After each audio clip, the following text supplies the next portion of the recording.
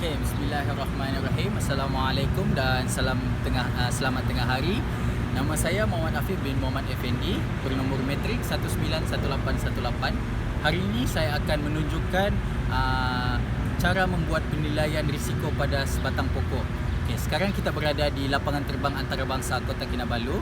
Hari ini saya akan membuat penilaian risiko terhadap sebatang pokok yang berada di sini.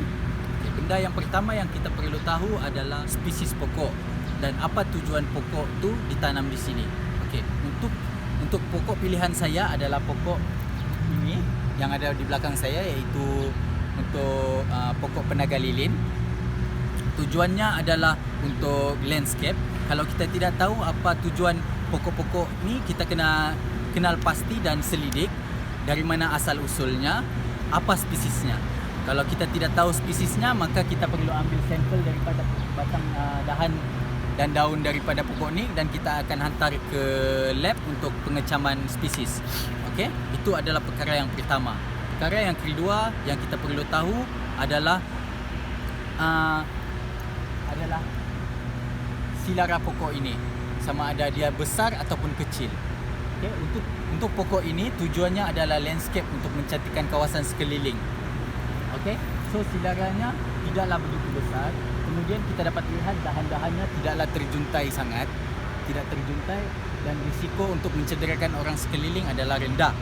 Benda yang ketiga adalah kita perlu tahu, kita kena kenal pasti sama ada pokok ini adalah tempat hidupan liar, sama ada burung ataupun serangga. Okey, kalau kita dapat lihat di sini ada beberapa burung yang akan hinggap di sini untuk berehat. So itu adalah tujuan utama pokok ini diletak di sini. Pertama sekali adalah untuk tujuan mencantikkan kawasan sekitar, iaitu landscape. Kedua, untuk tujuan burung untuk hinggap. Okey. Benda yang keempat yang kita perlu tahu untuk menilai sebuah risiko pada sebatang pokok ini adalah, kita tengok di sini pokok ini lurus dan tidak begitu besar. Okey. Dan kawasan sekitar, akar-akar di kawasan sekitarnya tidak mengakibatkan kawasan sekeliling rosak dan tidak mencederakan orang-orang yang akan lalu sekeliling.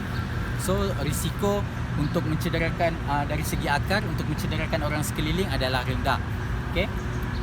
Kita naik ke atas pula, kita dapat lihat dahan-dahan pokok ni. Kalau kita dapat lihat, dahan-dahan di pokok ni tidaklah begitu besar dan masih kecil dan tidak mengganggu dan menjadi tempat habitat untuk haiwan-haiwan di sini. Kira ngam lah. Okey. Benda yang kelima yang kita kena tahu adalah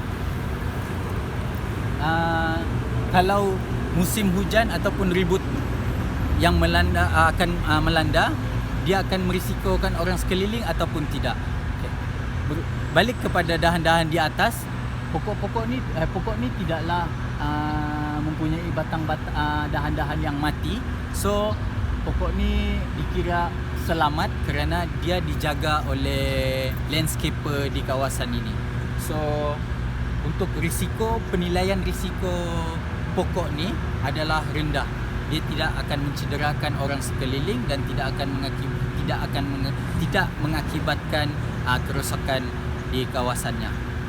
Okey, itu saja untuk penilaian tree assessment, untuk penilaian risiko terhadap sebatang pokok. Untuk langkah-langkah pencegahan daripada risiko berlaku, okey, mungkin pokok ni kita tidak perlu buat apa-apa, kita hanya biarkan mungkin dalam setahun ataupun beberapa 6 bulan. Kita akan buat penilaian berterusan 3 bulan, 6 bulan, bergantung kepada keperluan.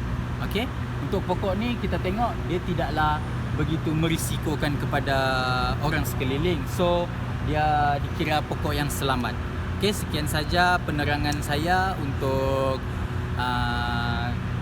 penilaian risiko sebuah pokok. Terima kasih.